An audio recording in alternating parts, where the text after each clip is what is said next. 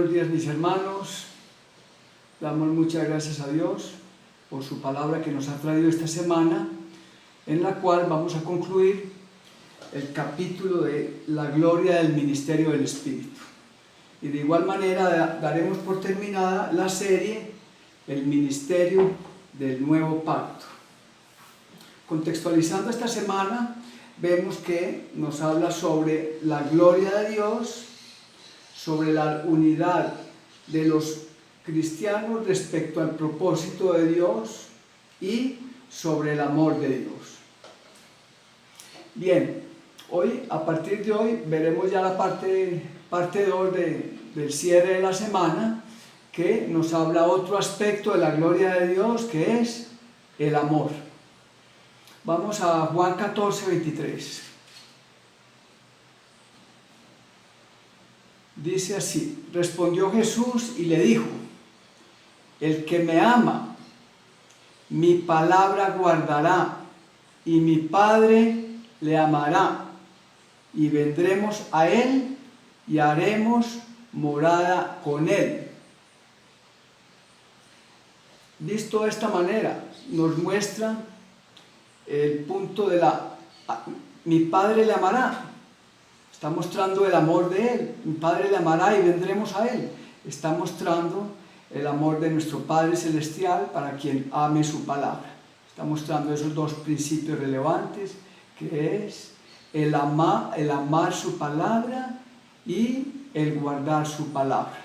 Entonces nos muestra que la unidad y el amor son un vínculo perfecto que hay allí. De hecho, podemos ver en Juan capítulo 3 que dice: amó Dios tanto al mundo que envió a su Hijo unigénito para que todo aquel que en Él crea no perezca, mas tenga vida eterna. Entonces podemos ver que Dios en su deidad, en su gran amor, envió a su Hijo. Lo bajó de la deidad, envió a su Hijo en rescate por la humanidad. Qué gran expresión de amor, ¿verdad? Estaban allí siendo el Hijo y el Padre, estaban siendo uno. ¿Sí? Bien, y una vez el Hijo viene, muere, resucita, Él se torna como el Espíritu para morar en nosotros, para que nosotros podamos ser uno con el Hijo y uno con el Padre. Esto es una unidad celestial, pero de esta manera Él quiere que esa unidad sea una unidad terrenal hoy. Cuánta urgencia, cuánta necesidad tenemos hoy de poder experimentar ese gran amor de Dios a través de su unidad, el Espíritu, el Hijo y el Padre trabajando para nosotros, pero esa unidad hoy debe expresarse terrenalmente. Principio valioso para nuestros matrimonios, nuestros hogares, nuestra sociedad, toda nuestra familia, aún mayor para la familia de la fe. Cuán urgente necesidad tiene nuestro Padre Celestial para que esta unidad en la familia de la fe hoy sea una realidad.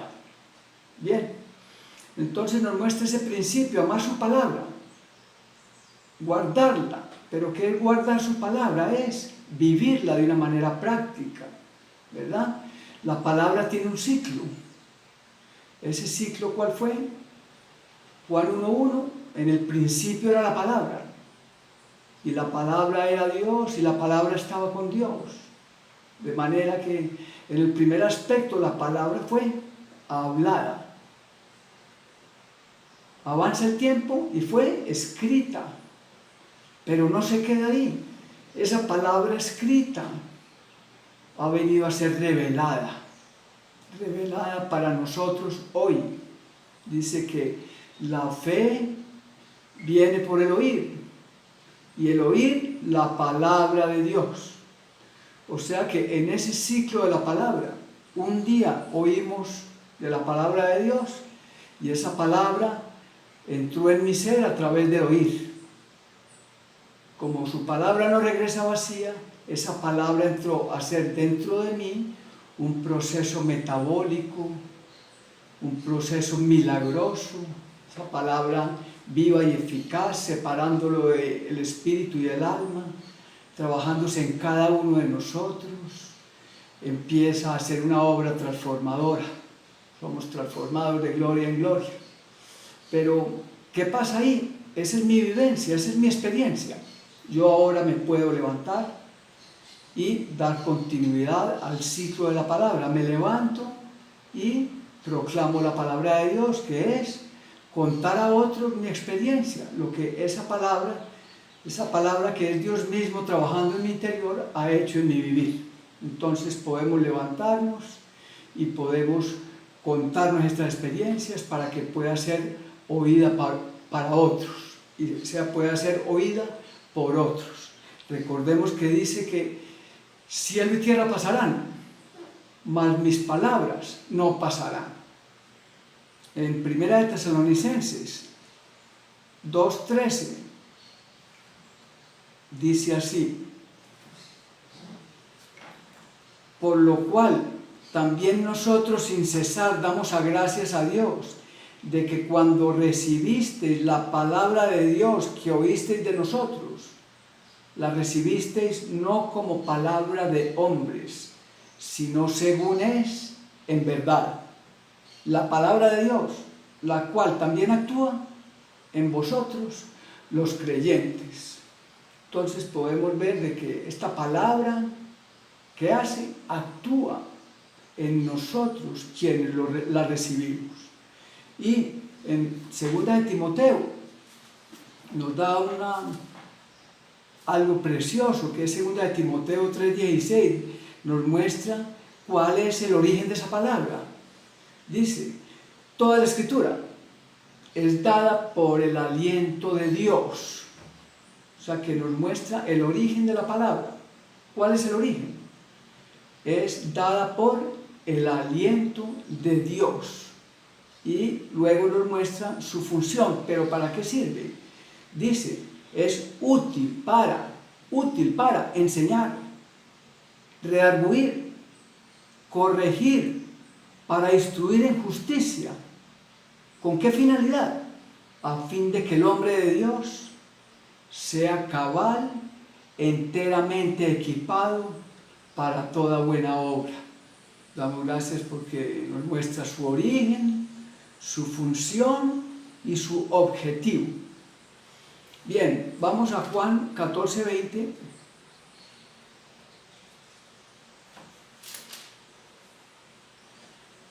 Dice de esta manera: en aquel día vosotros conoceréis que yo estoy en mi Padre,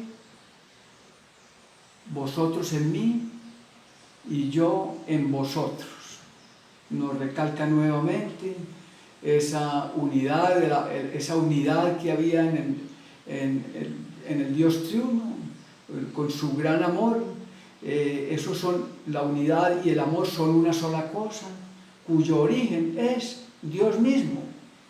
Entonces, en Juan 14:24, la sección B dice: y la palabra que habéis oído, dice el Señor, y la palabra que habéis oído no es mía, sino del Padre que me envió. Entonces nos muestra un principio grandioso, y es no tomar la gloria de Dios para nosotros, ni el mismo Señor se tomaba la gloria para Él. Él mostraba que el origen venía del Padre. Nosotros en nuestro servicio, en nuestra función para Dios, debemos ser simplemente canales, pero no debemos tomar la gloria para nosotros, sino que la gloria debe ser para Dios. Y Juan 14:27 nos dice: la paz os dejo, mi paz os doy, ya no os la doy como el mundo la da. No se turbe vuestro corazón, ni tenga miedo. No se turbe vuestro corazón, ni tenga miedo. De igual manera nos compartía la palabra esta semana, la circunstancia ya en Marcos 4, que estaban los discípulos en la barca con Jesús y vino una gran turbulencia, olas, viento, y ellos estaban allí acobardados. Entonces les pregunta esto: ¿falta de fe? Entonces nos muestra de manera muy práctica: no podemos turbarnos, no podemos acobardarnos, porque en un aspecto, en nuestro servicio para Dios, cada vez que damos un paso adelante para servirlo a Él, vendrán dificultades, vendrán turbulencias, y nosotros debemos ser aquellos que perseveran dando ese paso de fe para seguir adelante. Bien, y en otro aspecto podemos ver la situación actual que estamos experimentando todos en el planeta, una situación actual de tribulación, de dificultad. Se ha levantado un gran tsunami, que es un tsunami en el aspecto médico y de salud, que aún ese gran tsunami no ha llegado a la cresta, y tras este tsunami va a venir la segunda ola del tsunami, que va a ser el tsunami económico. Entonces, esto nos muestra Dios en su soberanía preparando todo el terreno para la segunda venida de Cristo, porque Cristo viene pronto. La palabra nos muestra que Cristo viene pronto. Entonces, para nosotros, los que amamos a Dios, todas las cosas nos ayudan para bien. Debemos tomar este tiempo. Es un tiempo de inflexión. Esto cambió. Tiempo de reflexión. ¿Para qué? Para poner todos nuestros asuntos en orden. Esto es una gran advertencia. Cristo viene pronto y los hechos mundiales se están desarrollando para que esto ocurra. Entonces esta situación, este gran tsunami que estamos viviendo, debe ser un tiempo de advertencia. No podemos estar desprevenidos diciendo, no, todo va a venir a la normalidad, pero esto ya ha pasado muchas veces. No, escrito está. De manera que es un tiempo, mis hermanos, de advertencia. ¿Pero advertencia para qué? Advertencia para poner todo en orden. Debemos poner la casa en orden. Primeramente mi corazón. Segundo, mi matrimonio, mi familia.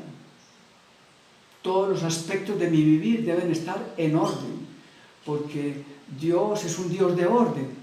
Y todos vamos a comparecer ante el tribunal de Cristo. Y Dios no puede ser burlado. Y Dios nos visita permanentemente a través de nuestra conciencia.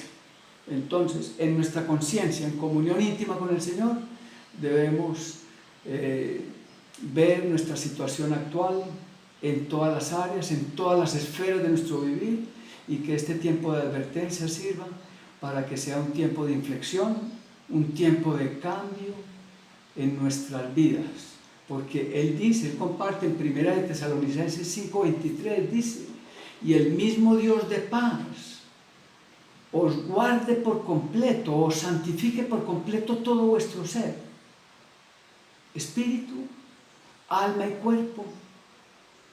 Los quiere guardar perfectos e irreprensibles para la segunda venida del Señor. Su deseo para nosotros, sus hijos, es que guardar todo nuestro ser, todas las áreas de nuestro ser, las quiere guardar, las quiere separarlas, perfeccionarlas, para que seamos aquellos que cuando vamos al llamado del día, seamos aquellos que estamos perfectos e irreprensibles para su segunda venida.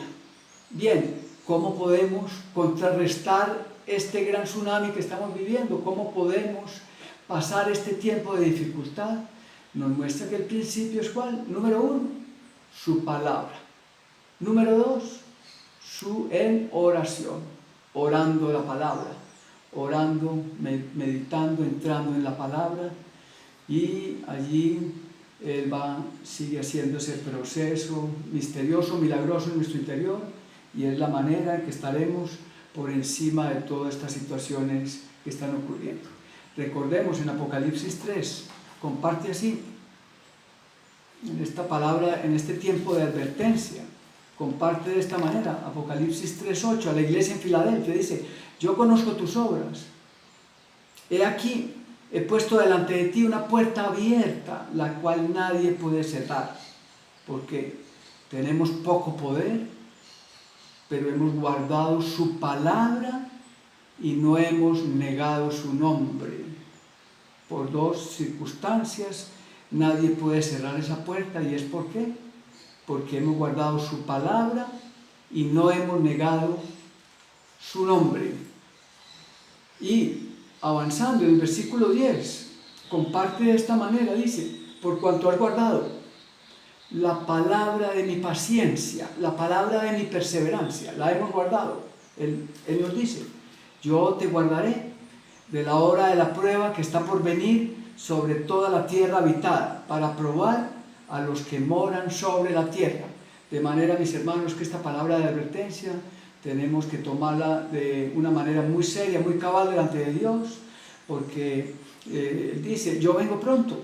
El versículo 11 dice, yo vengo pronto. Retén lo que tienes para que ninguno tome tu corona.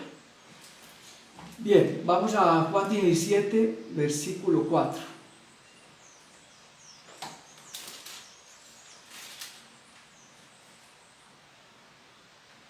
Yo te he glorificado en la tierra, acabando la gloria que me diste que hiciese, acabando la obra que me diste que hiciese.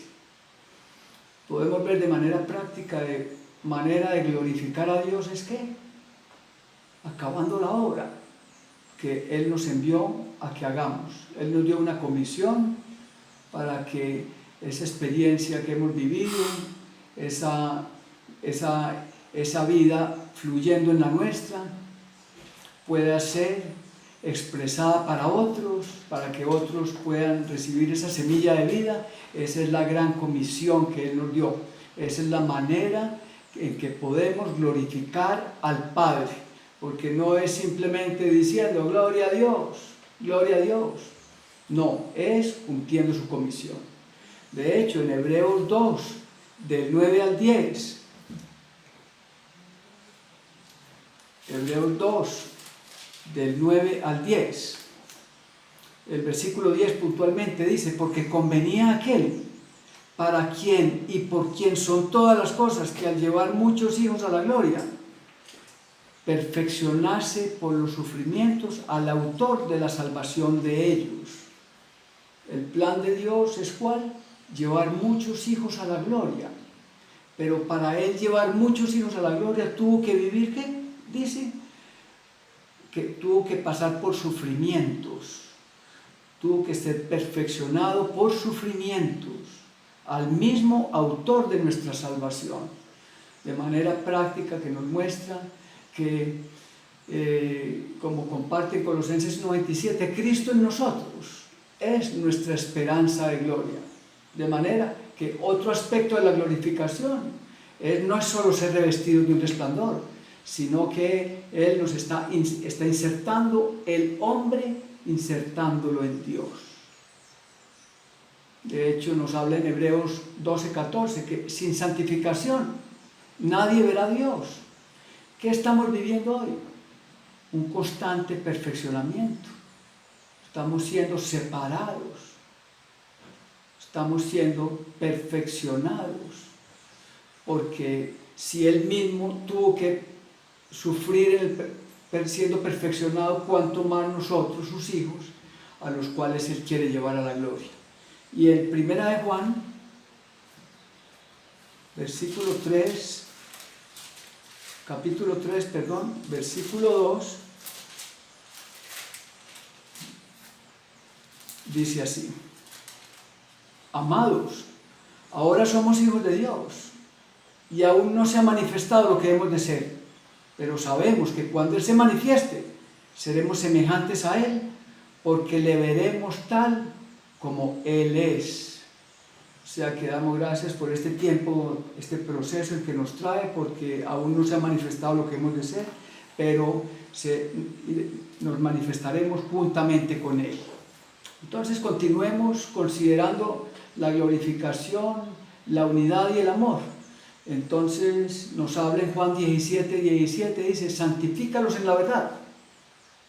Tu palabra es verdad. Tu palabra es verdad. La verdad es la realidad de todas las cosas. Queremos conocer el mundo anterior. El mundo anterior, ¿dónde lo vamos a conocer? Lo que pasó, tiempos pasados, en la palabra está revelado. Tiempo presente, el tiempo actual. ¿Dónde conocemos la verdad del tiempo actual? En la palabra está. Tiempo venidero, el tiempo futuro.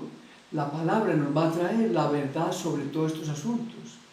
De igual manera, la verdad sobre Dios, la realidad de Dios, la realidad de Cristo, la realidad de la iglesia.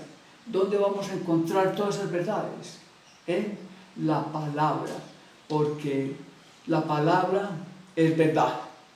Y Él nos está separando y nos está guardando a través de la palabra. Bien. Ahora, la verdadera unidad es un asunto que se construye, se va edificando gradualmente. ¿Por medio de qué? Por medio de la palabra, que la recibimos, la guardamos, la experimentamos, y eso nos va llevando a Dios, y de esa manera vamos siendo uno con el Hijo, uno con el Padre, a través del Espíritu. Esa unidad es algo celestial, pero Él quiere que se exprese en la parte terrenal, en todo nuestro vivir. Esa unidad es algo diferente a convivencia, igualdad de pensar, acuerdos humanos. No. Él quiere hoy construir esa unidad en todas las áreas y aún más en la familia de la fe, en el cuerpo de Cristo, en su iglesia. Que la palabra es la única fuente. Visto de este modo, la glorificación y la unidad nos llevan hacia adentro de Dios. ¿Por medio de qué? Del amor que es Dios mismo. En nosotros, en nuestro hombre natural, no hay amor. En mi hombre natural hay amor eros, que es atracción por el otro sexo. Hay amor filial, ¿sí? Amor familiar, pero debemos experimentar el amor ágape, que es el mismo Dios, morando en nuestro interior y llevándonos de una manera orgánica, en la medida que Él crece en nosotros, a poder amar su propósito, amar las personas para poder cumplir su propósito en esta tierra. Para avanzar, nos traen en Juan 17, nos traen un cristal precioso. Juan 17, versículo 21a, parte A, dice: para que todos sean uno, como tú, Padre, estás en mí y yo en ti, que también ellos estén en nosotros. La meta del plan divino es introducirnos en Dios por medio de un proceso que se llama perfeccionamiento, separación, santificación, porque sin santificación, sin separación, nadie verá a Dios. Ahora, cuando el proceso de santificación y glorificación se complete en nosotros, seremos introducidos en el amor de Dios. Dios y el hombre unidos por la eternidad. El plan de Dios es un plan muy elevado. Nuestra mente humana es muy corta, muy finita, y Él nos lo muestra en 1 Corintios 2. 1 Corintios 2 lo comparte de esta manera. 1 Corintios 2, versículo 9. Dice: antes bien, como está escrito, cosas que ojo no vio, ni oído oyó, ni han subido en corazón de hombre, son las que Dios ha preparado para los que le aman. Maravilloso este versículo. Dios tiene preparado eso para nosotros, cosas que nuestra mente no es capaz de comprender ni de tener dimensión, pero Él lo está compartiendo, que eso es lo que tiene preparado para los que le amamos. Queremos cerrar la palabra de esta semana. Cierra de manera muy práctica, lo comparto textualmente. El último párrafo de la semana dice así: es por eso que hoy vale la pena pagar cualquier precio para servir al Señor. Aunque pasemos por privaciones, dificultades en la batalla espiritual, sin reconocimientos, sin elogios humanos, los procesos de santificación y glorificación serán terminados en nosotros. De esta manera seremos vencedores, seremos arrebatados y tendremos el privilegio de experimentar la realidad de estar en el Padre y reinaremos con Cristo por 1000 años. Damos gracias a Dios. Amén, mis hermanos. Una buena semana para todos.